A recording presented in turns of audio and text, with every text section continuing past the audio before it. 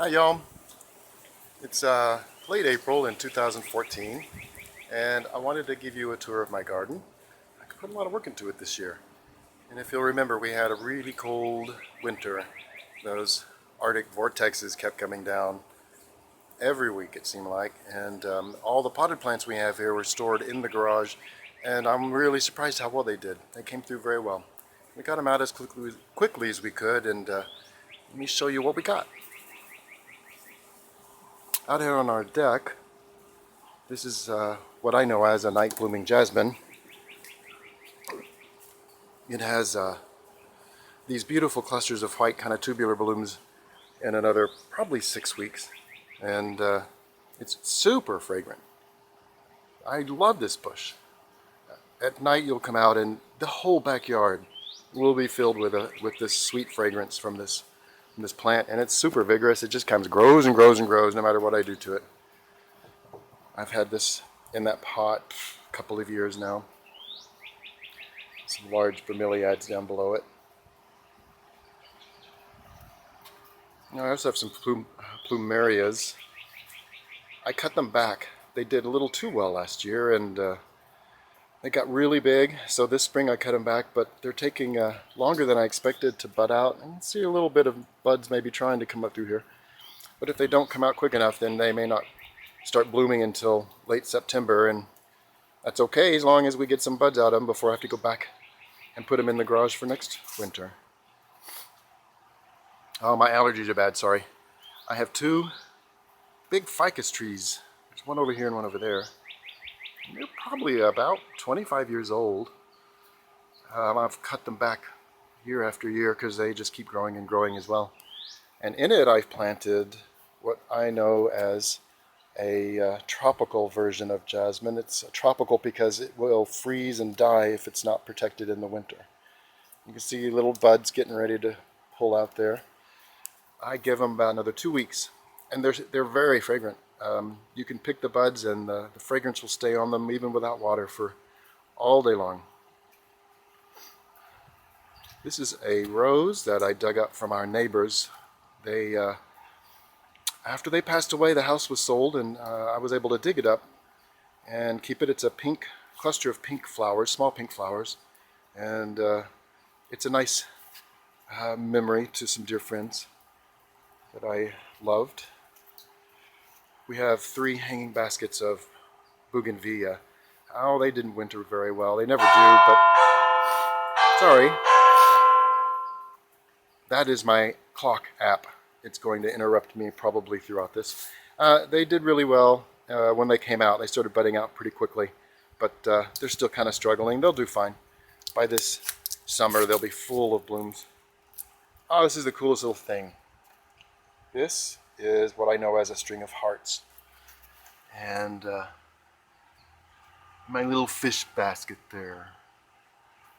Got another little one growing. I haven't got a basket for it yet, something cool and different. I'll find something. This is delphinium, and it's just finishing blooming its first blooming cycle, and it has some new growth coming up. Hopefully it'll bloom again this summer when they get big enough. This is what I know as a Mexican bird of paradise, and they die back in the winter. It's just getting ready to put out growth, and they get about 6-7 feet tall. They're enormous and have these bright red and orange flowers that are a real nice contrast for all the greens and deep colors we have out here in the garden.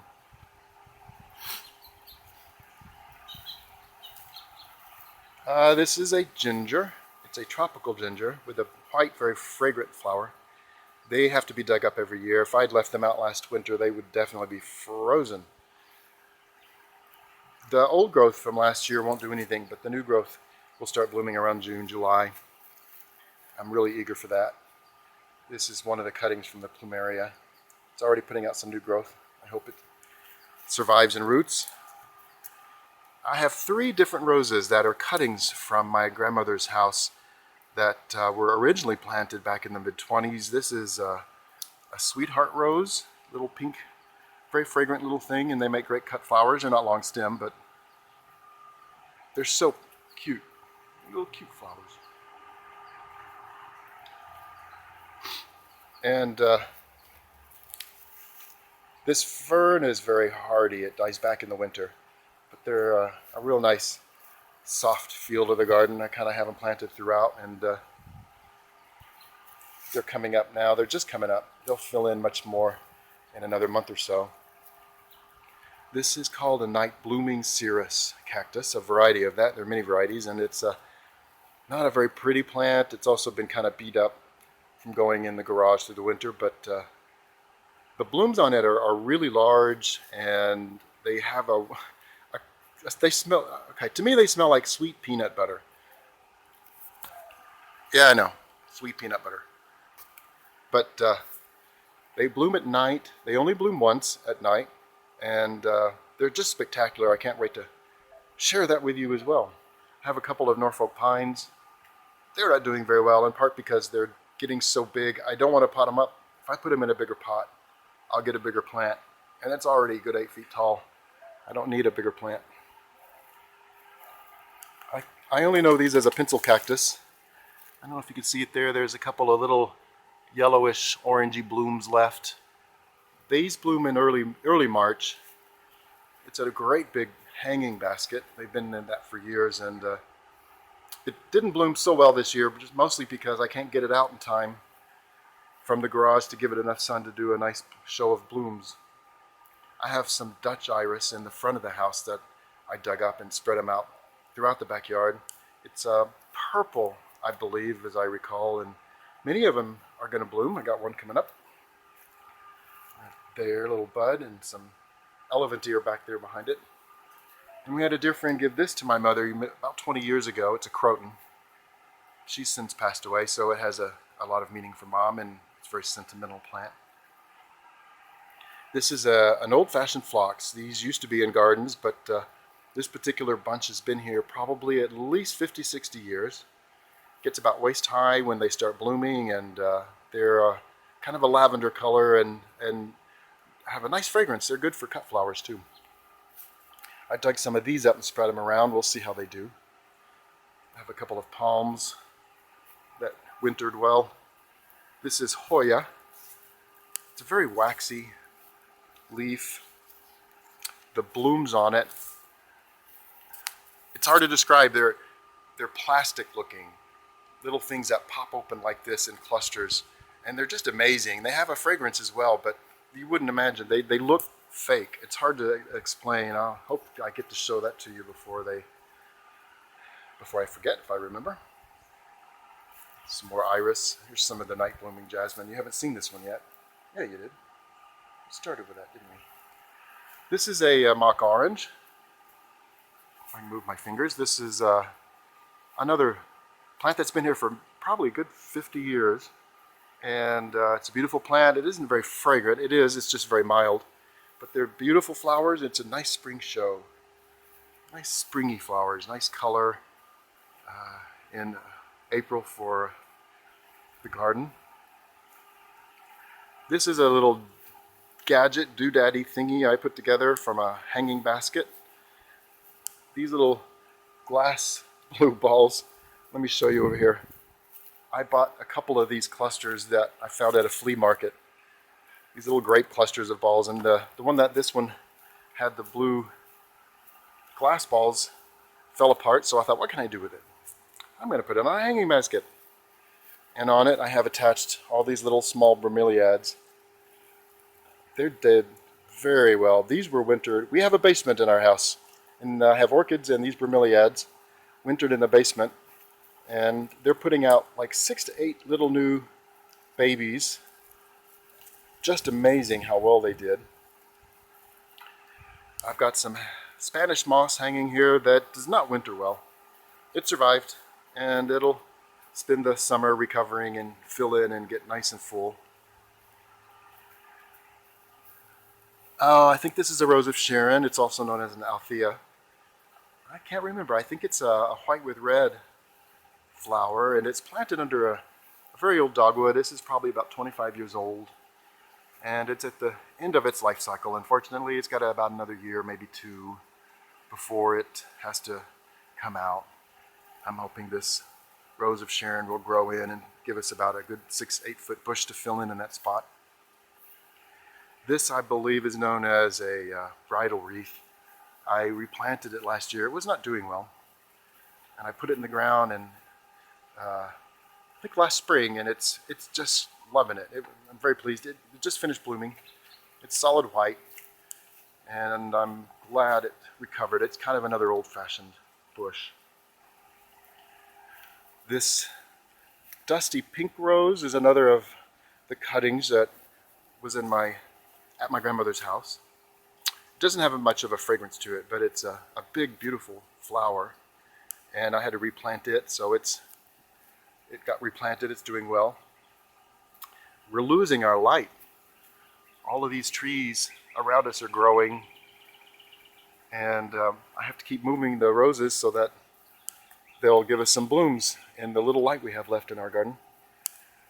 I came out one day and noticed something was eating this rose. Just all over the place. They were gone, the leaves. Where'd they go? And I came out in the middle of the night and found a beetle. How strange is that? I've never seen a beetle on a rose. They were covered in these little beetles. So I had to spray for it, kill them. But here's another variety of the same thing. It's known as a cabbage rose. It's really fragrant. It's a beautiful flower. It's a very short stem though. But they make a good cut flower. They'll last usually about 4 days. This is an amaryllis. It's a tropical amaryllis, and it's a huge plant. These blossoms, I'm hoping it'll bloom this year. The blossoms are large. They're really big, and I don't think they have much of a fragrance, but I'm very eager to see if it'll bloom this year. And here's some more things I've moved around. This is the night blooming jasmine and some more iris. This oak tree causes problems because it's so heavily rooted over here that I can't get much to grow, so we planted some garden mint, which we're going to use to put in our tea when we sit on our deck in the hot summer and enjoy our evenings out here. All kinds of cool little things. Now I'm going to take you over here. I have my orchids mounted on a really lovely, such a pretty oak tree. Let me show you. I have them in little kind of wire baskets, and they're just mounted right on the tree. I've got some over here, and all these wintered in our basement. I have a basement. Unfortunately, they just started putting out a lot of blooms, and by February the basement actually got too cold, which I should have been paying attention to, but I didn't, and it just caused a lot of the blooms to drop, which was unfortunate. But they'll come out and do beautiful on the tree this year, and hopefully next year we'll have another big show of blooms. And this is a ginormous thing. It's a staghorn fern, and this thing must weigh almost 100 pounds. I'm barely able to carry it anymore. I may have to give it away, take some cuttings and start over. This is a little fern that I took off of a tree and planted when I used to live in Hawaii. I believe it's called a blue crisp fern. I've got it in this little wire hanging basket back here. That had to winter in the basement too because it's very cold sensitive. It wouldn't have liked temperatures dropping about below 50 degrees or so. And there we are. I hope you enjoyed the garden. I can't wait for it to get a little fuller and richer and see what else blooms so I can show you this summer. I hope everybody has a great day. Take care.